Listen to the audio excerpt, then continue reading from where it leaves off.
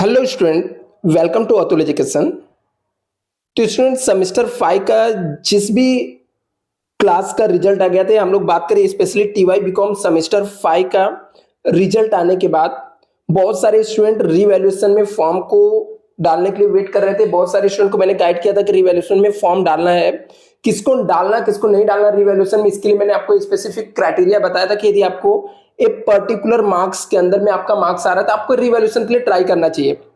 तो साथ में स्टूडेंट मैं बता देता हूं कि रीवैल्यूएशन का फॉर्म आपको कैसे फिलअप करना है, रीवैल्यूएशन का लिंक जो है कहां से आपको मिलेगा। ऑब्वियसली लिंक आज के दिन मैंने बोला था कि ओपन हो जाएगा, तो आज के दिन लिंक आ गई है, तो कहां पे आपको मिलेगी वो भी मैं आपको बता देता हूं।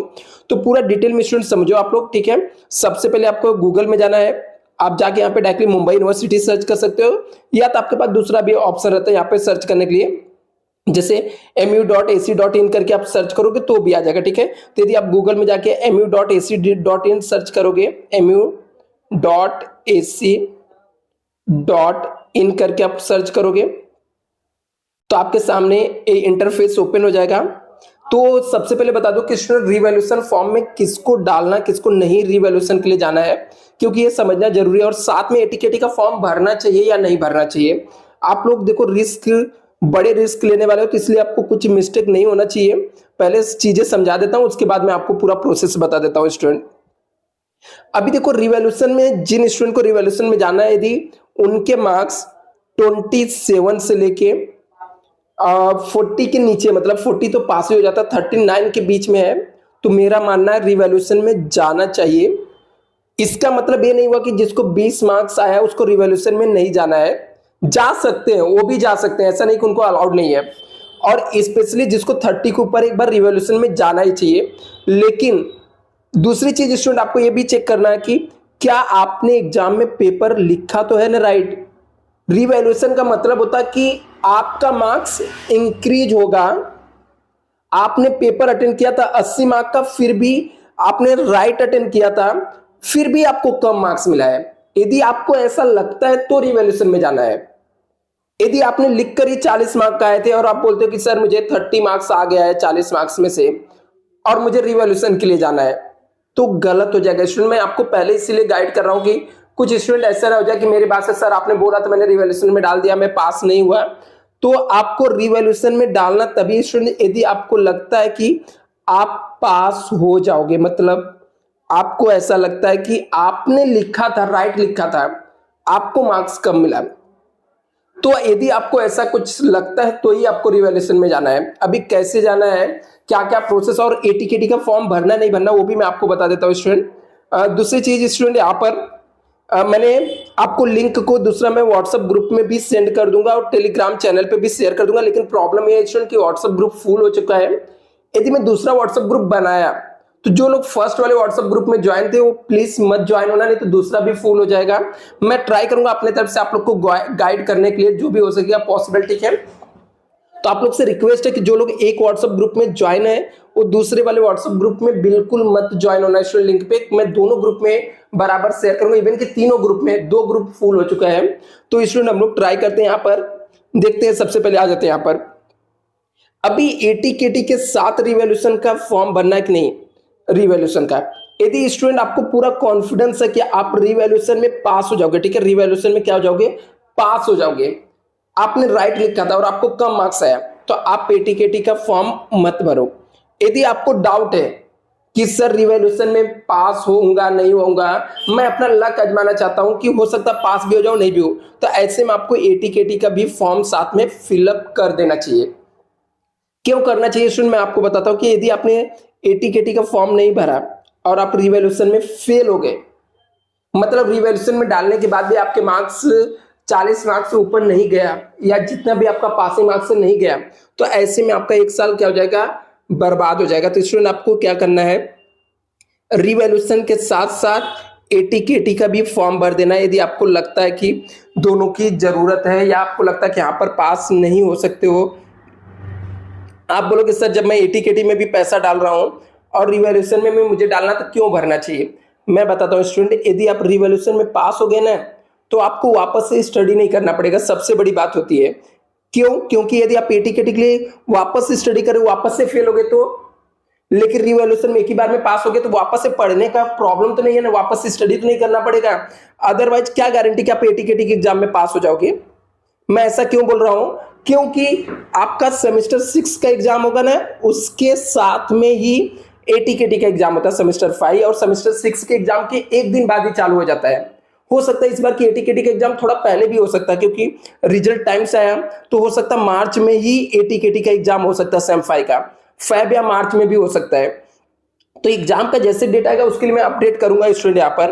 दूसरी बात स्टूडेंट, यदि सेमेस्टर 6 के लिए और से एटीकेटी बैच के लिए आपको यदि स्टूडेंट क्लासेस ज्वाइन करना चाहते हो तो आप लोग मुझसे कांटेक्ट कर सकते हो। 100% पासिंग गारंटी, यदि आप लोग जितना मैं पढ़ाता हूं पढ़ते हो, क्योंकि मुझे पता कि क्या एग्जाम में पूछा जाता है, क्योंकि पढ़ाने से इतना एक्सपीरियंस, ऐसा नहीं कि मेरे पास पेपर आ जाता है, बट मोस्टली स्टूडेंट आप देखोगे कि वही क्वेश्चन आए थे जो मैंने इंपॉर्टेंट दिए थे, जो कराए थे। तो आप लोग यदि ज्वाइन करना तो आप लोग यहाँ पर भी मुझसे कांटेक्ट कर सकते हो। हाँ, एटीकेटी का फॉर्म इसलिए मैं भरने के लिए बोल रहा हूँ स्टूडेंट, यदि आप रिवैल्यूएशन में पास नहीं हुए और मार्च में आपका एग्जाम आ गया, तो ऐसा ना हो कि वापस से आपको एक साल बर्बाद चला जाए।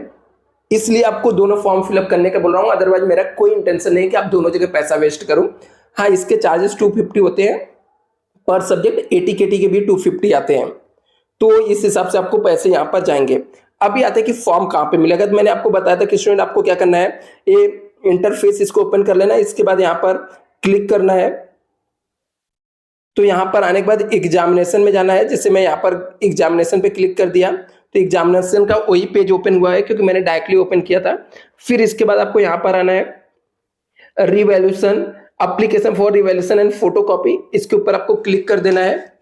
जैसे इसके ऊपर क्लिक करोगे आपके पास, मैंने लास्ट टाइम भी वीडियो में बताया था, ये आपको मुंबई यूनिवर्सिटी की रिवैल्यूएशन वाले जो पेज है ओपन हो जाएंगे, और इस पेज में आप जाओगे नीचे तो पूरा ये सब इंस्ट्रक्शन है।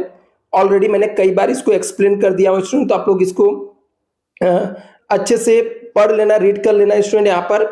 इसके बाद यहाँ पर प्रोसीड फॉर एप्लीकेशन पे क्लिक करना है, और यहाँ पर देखना है student revaluation photocopy for the second half winter session करके आया हुआ है, यहाँ पर ओपन हो रहा है। तो एक बार इसके ऊपर क्लिक करके देखना, ठीक है। विंटर सेशन मतलब आप लोग का ही होता है, ठीक है, बट यहाँ पे सेकेंड हाफ लिखा है, उसका कोई इशू नहीं है। यहाँ पर फॉर्म यदि मिलेगा तो आपको फिलअप करना है। देखते हैं फॉर्म मिल रहा है क्या।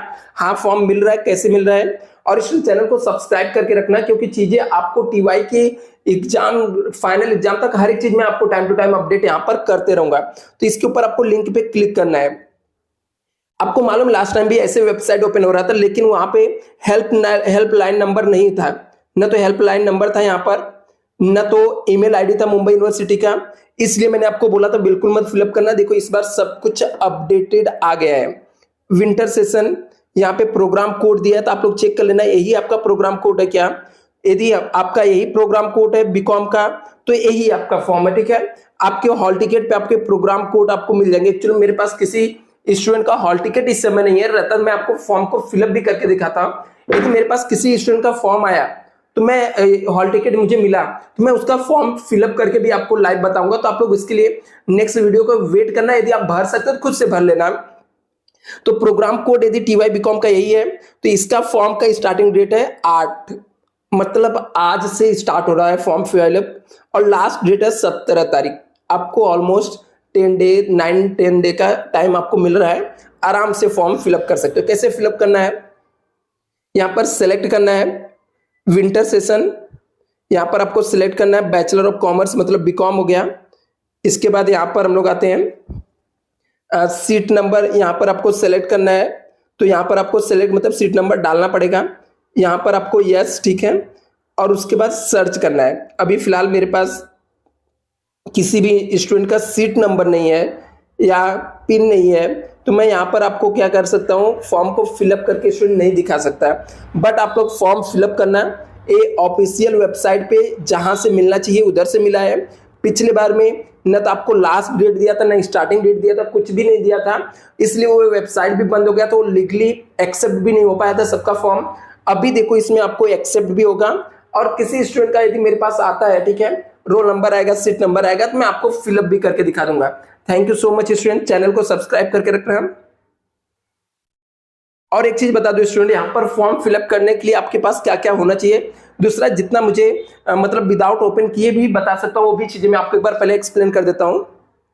जैसे आप सीट नंबर करके फॉर्म ओपन करोगे तो आपके जितने भी सब्जेक्ट रहेंगे 4 सब्जेक्ट आएंगे। आप बोलोगे सर 2 सब्जेक्ट क्या हो गया, तो जो आपके कॉलेज में एग्जाम होते हैं, टैक्स हो गए, एक्सपोर्ट हो गए, ऐसे सब्जेक्ट जो होते हैं इनके पेपर रिवैल्यूएशन में कॉलेज से होता है। मतलब यदि आपको एक्सपोर्ट, टैक्स, ये सब सब्जेक्ट में आपको रिवैल्यूएशन में डालना तो आपको कॉलेज में सबसे पहले जाना पड़ेगा।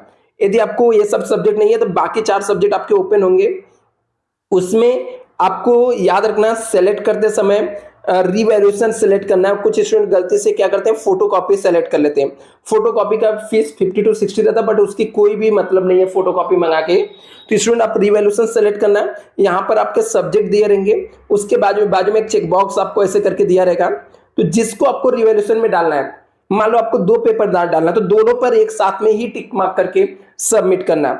यदि आपने एक टिक मार्क करके सबमिट कर दिया, आप वापस से चाहोगे कि सेकेंड पेपर के लिए रिवैल्यूएशन के लिए वापस से फॉर्म फिलअप करो, तो नहीं होगा।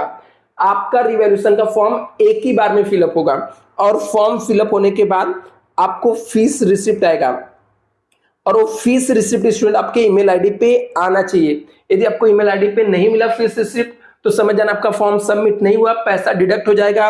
तो आप लोग वापस से जाके यूनिवर्सिटी से ले सकते हो, लेकिन फाइनल रिसिप्ट का वेट जरूर करना।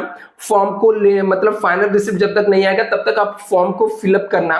पहली बात तो ट्राई करना आपको पीसी से फॉर्म को फिलअप करना, क्योंकि लैपटॉप से यदि फिलअप करोगे तो दिक्कत हो जाएगा। यहाँ पर सॉरी, मोबाइल से फिलअप करोगे तो हो सकता है कि आपका फॉर्म सबमिट ना हो। पीसी या लैपटॉप से आप फॉर्म को क्या कर सकते हो, फिलअप कर सकते हो। Thank you so much student, channel को सब्सक्राइब करके रखना।